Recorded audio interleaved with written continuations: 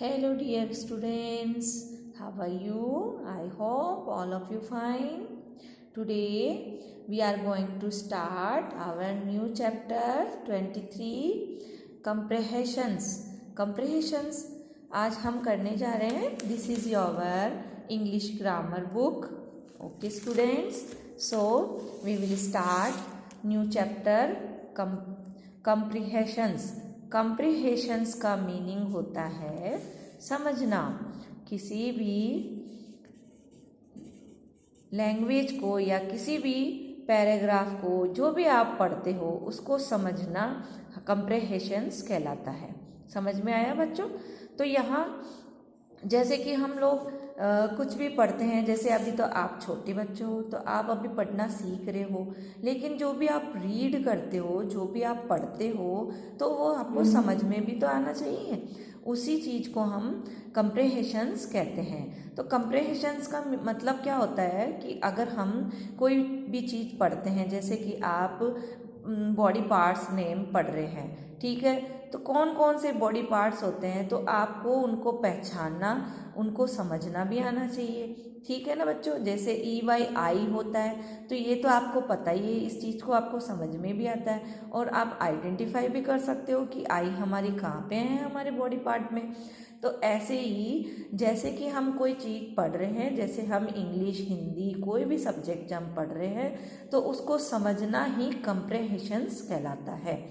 अब जैसे यहाँ कुछ छोटा सा स्टोरी दिया हुआ है यहाँ, ये हम पढ़ेंगे, इसको रीड करेंगे और इनके इसी में से क्वेश्चंस उनके आंसर्स भी इन्हीं में से हमें ढूंढना है. इट मीन्स ये एक क्या कहते हैं, छोटी स्टोरी है. इस स्टोरी में से ही हमको क्वेश्चंस दिए हैं यहाँ पे और इन्हीं में से हमको आंसर ढूंढना है. तो ये एक समझना होता है. कम्प्रीहेशंस का मतलब क्या होगा बच्चों? समझना.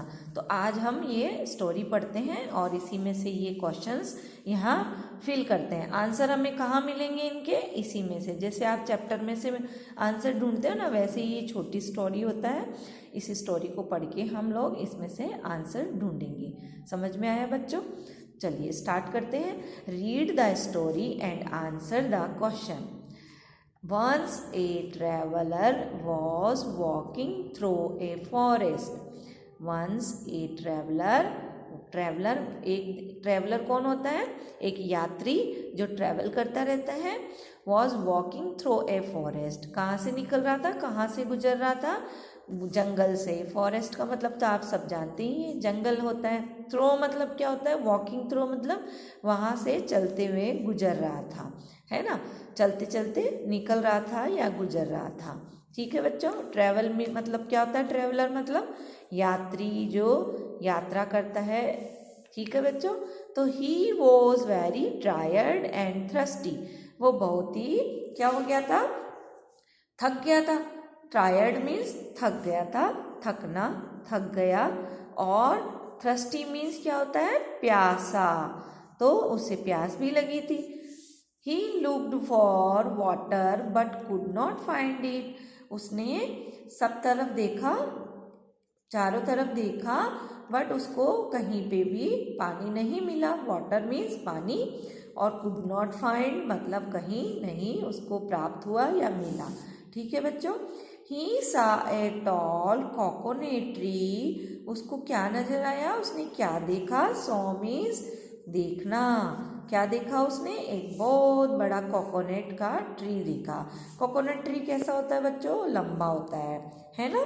एक लंबा होता है, उस पर फल भी बहुत दूर लगते हैं. मीन्स उसमें जो कोकोनट होते हैं, नारियल होते हैं, वो भी बहुत ऊंचाई पे लगते हैं. ठीक है?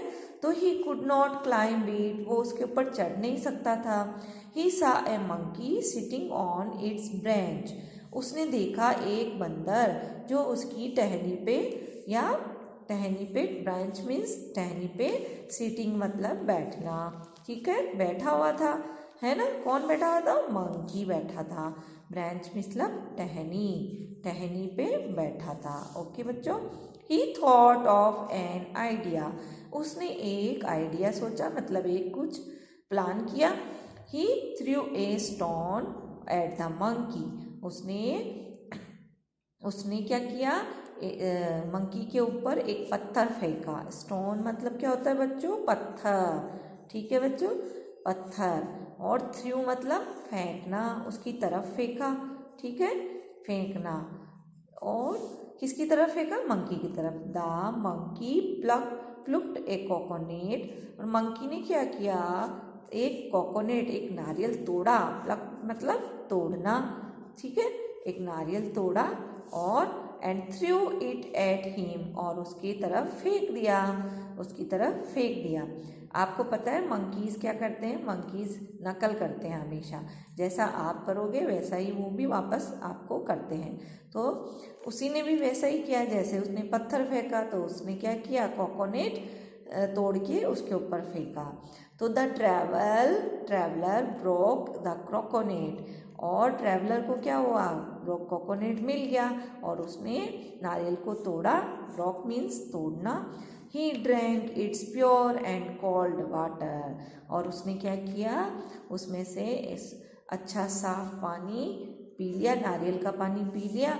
In this way he quenched his thirst and went on his way, और इस तरह से उसने अपनी प्यास बुझा ली, है ना, अपनी आइडिया से, और वहाँ से चला गया, आगे का रास्ते पे चला गया।